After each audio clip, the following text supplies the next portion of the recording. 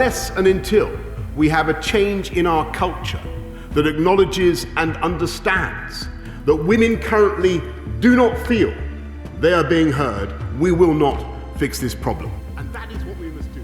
British Prime Minister Boris Johnson calling for cultural change today following the death of Sarah Everard.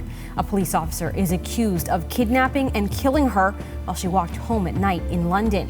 And after officers used what some called heavy-handed tactics to break up an unofficial vigil on Saturday, demonstrators renewed their opposition yesterday to a controversial policing bill. Opponents say it would limit the right to protest. Everard's killing has also sparked conversations worldwide about violence targeting women and girls. Here in Canada, 160 women and girls were killed last year, and that total is up compared to 2019. The Canadian Femicide Observatory for Justice and Accountability watches those numbers and released their annual report today to give context to the killings and explore how to curb them. They found one woman or girl is killed every 2.5 days on average in this country. In cases where the accused was identified, 90% were male.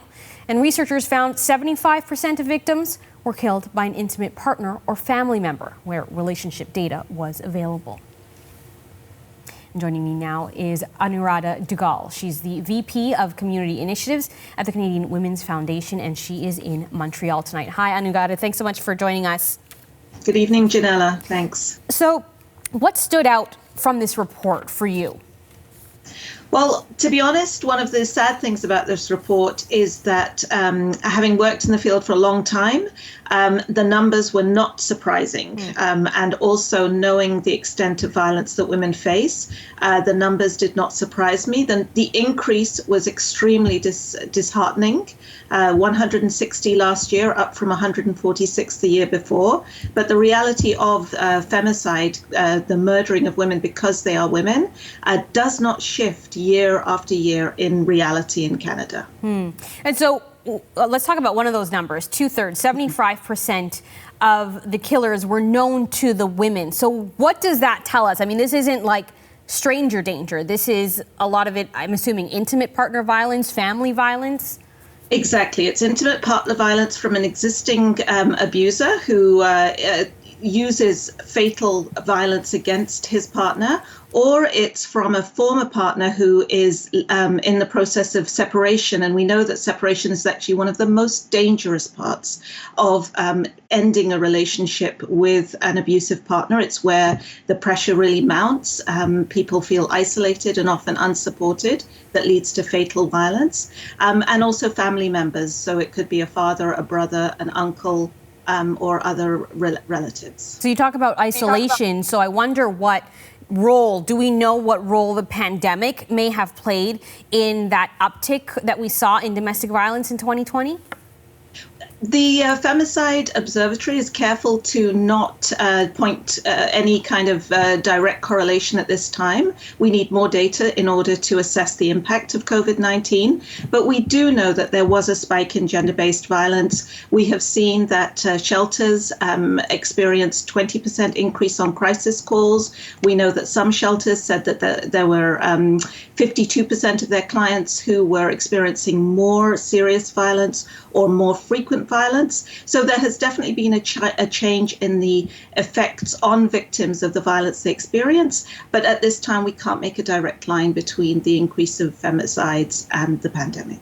So we know that, our society, our cultures play a role when it comes to violence against women, particularly domestic violence. But what role does law enforcement and the legal system play here?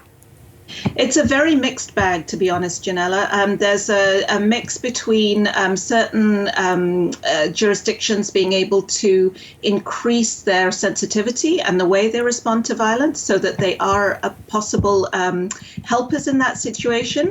But in many, many parts of Canada and for many populations, whether it's Inuit populations, different Indigenous communities, racialized groups, or Black women in Canada, the police are actually not a source source of increased support or help, and they actually fear calling the police because of previous negative interactions with law enforcement. So it's not easy to say that they're the best place to go for help. And one of the recommendations from women's organizations in general is that the police should be working to be more trauma informed and to work in better partnership with community level supports. You know, a lot of the conversation is around women. You know, what can we do to stay safe? Even the language that we use, right? Violence against women or femicides. And we know 90% of the perpetrators are men. Do you think that we need to also reframe the way that we talk about this? Absolutely, we really do. So we often say, what are women doing? And the question that is frequently asked in the media is, why didn't she leave? If she knew it was so dangerous, why didn't she go? The reality, what we should be asking is, what are men doing? Men can support each other a lot more. Men can ask for help. They can be strong enough and courageous enough to ask for help when they see things are getting out of hand.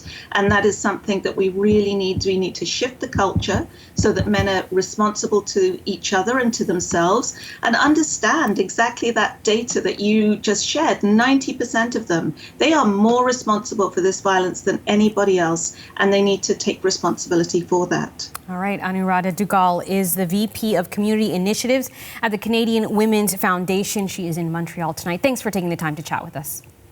Your pleasure. Thank you.